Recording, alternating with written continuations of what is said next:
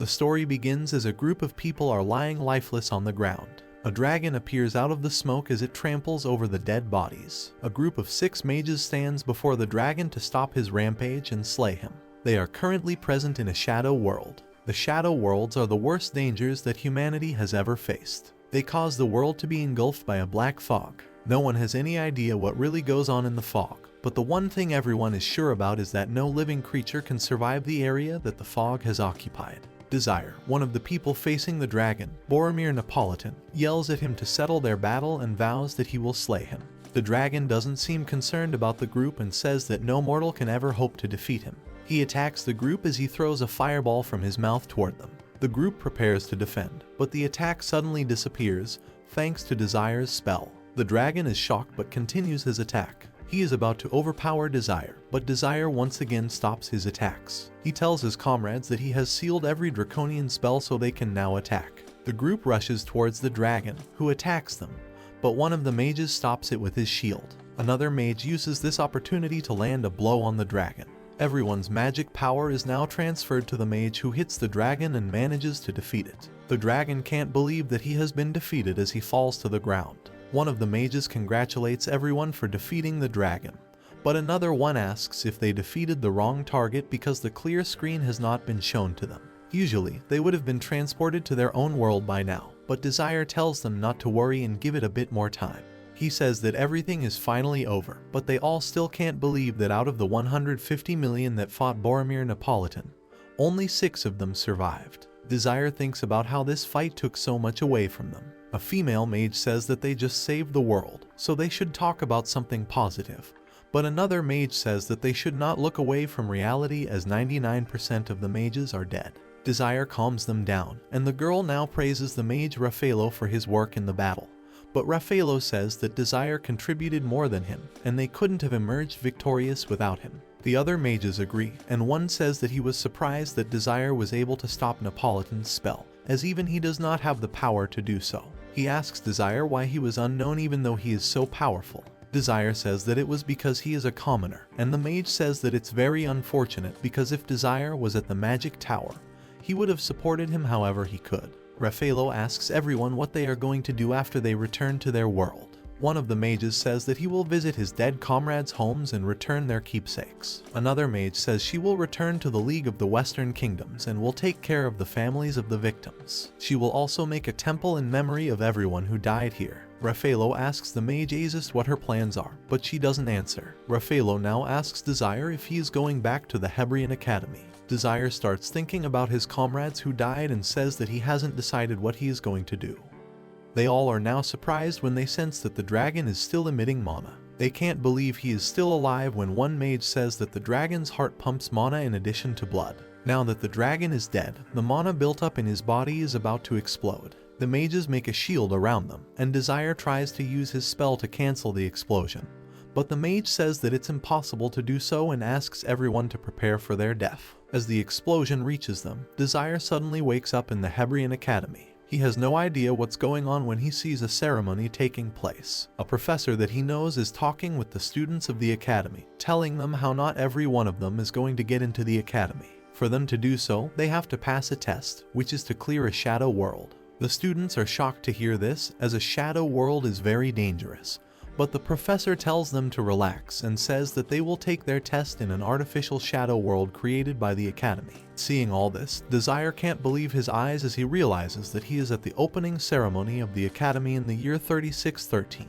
Their fight against the dragon started in 3616, and they spent the next 10 years in battle. Desire starts crying, thinking about how all of their suffering was for nothing. As Desire is sulking over the situation, a girl named Ladoria Dorich approaches him, saying that she is in her 2nd year in the academy and is going to be his mentor. Desire remembers that she is a genius mage who uses fire magic and placed first in the academy ranking. Ladoria asks Desire if he is alright, and he replies that he is nervous about the test. Ladoria says that he should not worry about it as it's just a test to see if he can fight. She now sees that Desire is a commoner. Desire says that it should not matter for his enrollment, but Ladoria says that even if he passes the test, he is going to be put in the beta class. Desire already knows all this and remembers how this academy has a history of discrimination.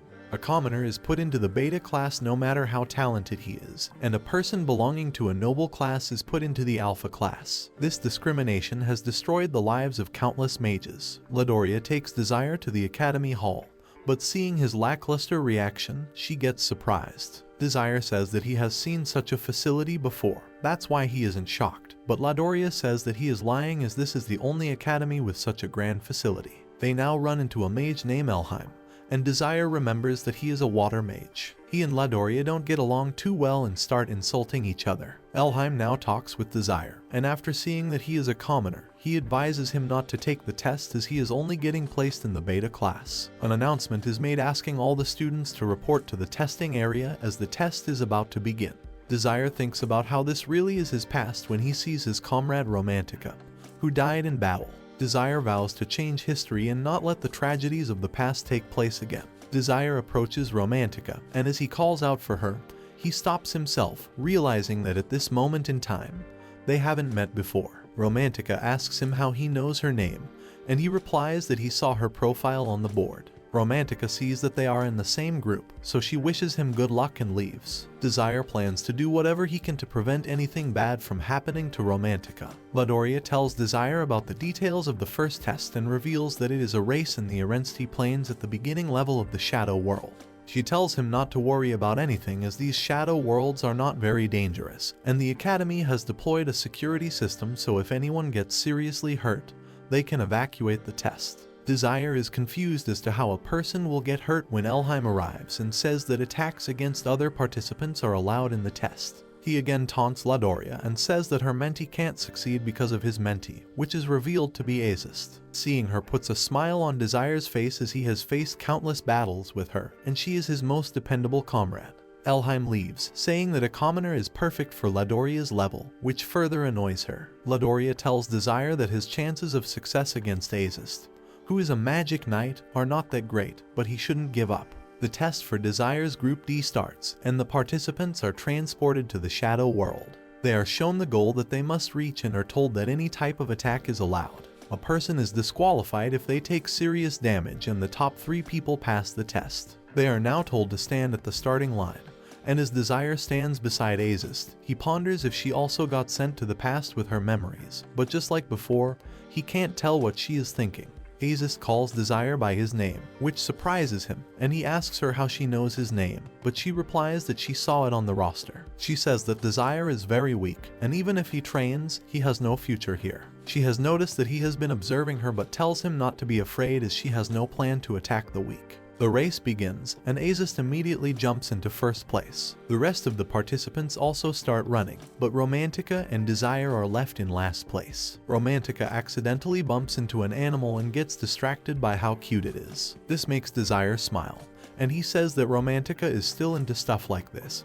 But Romantica asks what he means by still and says that he doesn't know who she is. As they are talking, Romantica is attacked by another participant, but Desire saves her. The attacker uses a fire spell to continue his assault, but Romantica uses a wind spell and defeats him, getting him disqualified due to taking fatal damage. She thanks Desire for saving her but says that they are now even. The test is being watched by the higher-ups of the Academy, who are impressed seeing a magic knight like Azist taking the test. They also see Desire, a commoner in the same group as Azist, and pity him. Meanwhile, Desire tells Romantica that she should catch up to the front. Romantica uses a spell and eliminates all the other participants except Azist. Only 3 people are left, which means they all will pass the test.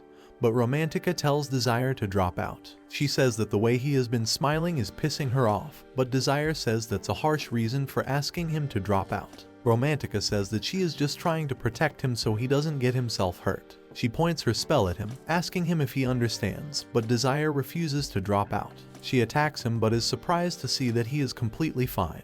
Desire starts analyzing her attack and tells her the weakness in her spell, but she says that he just survived out of luck. She again attacks him but is shocked, seeing that Desire is using an inversion spell. To perform a spell like this one has to be at a higher circle, but for Desire, who is at the lowest circle, to perform this spell is mind-blowing. She still doesn't believe what's happening and attacks once more, but the result is still the same.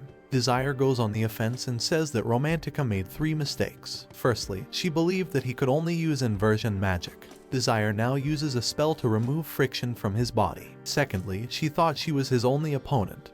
And lastly, reaching the finish line is the objective, not showing one's magic skills. He uses a fire spell to propel himself and manages to reach Azist. As he is about to pass her, she turns back and attacks him. She says that she doesn't know how he defeated Romantica, but she takes back calling him weak. Azist is about to rain ice arrows on Desire when he starts taking control of her spells. Before he can do so, she fires the arrows, but Desire manages to survive. She again attacks him, but this time, he changes her attack's trajectory and uses the impact caused by it to blow himself toward the finish line and manages to cross it before Azist. As Azist and Romantica are about to cross the line, he thinks about how they need to get stronger to prevent the tragedy that will happen. The students have now been assigned to their classes based on their performance. The professors watching the rankings laugh at how there are no commoners placed in the Alpha class. One professor says that the Alpha class is for the chosen mages, so they can't put uneducated commoners in it. But Professor Bridget proposes to put Desire in the Alpha class. The students go to the board to find their classes, where Desire sees that he has been put in Beta class. But he is more worried about Romantica, who is shell-shocked after seeing that she is also in Beta class. As Romantica takes her first class, she can't believe how bad the classroom's condition is. The teacher tells them about how circles are used to gauge how strong a mage is. The entrance exam also keeps a person's circle in mind, and only mages who are in Circle 2 or above are put in Alpha class. The lowest circle is level 1, and the highest is level 7. The teacher says that everyone in this class is level 1. But Romantica is confused as to why she got put in the Beta class even though she is level 2. To put salt on her wounds, she got put in Desire's class and ended up sitting beside him. Desire thinks about his conversation with Professor Bridget when she told him that she tried to put him in Alpha class, but all the other professors were heavily against it. Desire is angry at the system that has been placed, which puts a wall between the nobles and commoners. Due to this, many talented mages never get the recognition they deserve, so Desire's goal is to nurture as many mages as he can. Romantica is still sulking about how she got placed in Beta class when she is approached by an Alpha class student, Donda Hadoon. He tells her he is looking for party members and that he is going to join the Blue Moon. Blue Moon is the best party in the academy, consisting of the top Alpha class students. He invites Romantica to join Blue Moon, saying that she has the skills and the lineage to join the party. As she thinks about what to do, he holds her hands and says that he wants her to go out with him as a way of thanking him for recommending her to the Blue Moon. He tells her that she is too good to be placed in the same class as commoners. She asks for some time to think about her decision. Before Donta leaves, he gives her a gift as a sign of his love for her. As she ponders what to do, Desire appears behind her and says that he has the same proposal for her as Donta. Romantica thinks that he is asking her out and starts making fun of him, but he tells her that he is asking her to join his party. Romantica says that's even worse because why would she join a party made by a nobody instead of the best party in the academy where her success is guaranteed. Desire now gives her a letter asking her to read it when nobody is around. After he leaves, Romantica reads the letter and gets angry. Meanwhile, Desire goes around the academy thinking about how Romantica will react to the letter when he comes across another one of his comrades, Pram Schneezer. Among the people he fought with in the future, Pram was the fastest swordsman, and he was that strong with almost no training, so Desire's goal is to make him as strong as possible. Desire goes to watch Pram's training match when Romantica arrives and starts yelling at him but gets distracted when she sees how cute Pram is. The training match begins and Desire is confused as to why Pram selected a big sword. Pram starts aggressively but loses the match. His opponent, however, starts beating him after the match when Desire intervenes and protects Pram. The opponent tries to hit Desire with the wooden sword, but he blocks it with his arm. Afterward, Pram treats Desire's arm and thanks him for protecting him. After Pram leaves, Romantica talks with Desire about the contents of the letters and asks if he has told anyone. Desire assures her that he hasn't but says that the professors already know her secret. He talks about how Romantica isn't a real noble but instead purchased her title from another noble. He says that the professors here believe that even if she has the title of a noble, she still has commoner blood in her, that's why she is in Beta class. Romantica thinks that Desire will tell everyone about her real identity if she doesn't join his party. But Desire has no intentions of doing so. He just tells her that if she refuses, he is going to start his party with Pram only. She thinks about how cute Pram is and decides to join Desire's party, but says that she is going to dig out his secrets. That's where this video comes to an end. Thanks for watching, and remember to like and subscribe to the channel.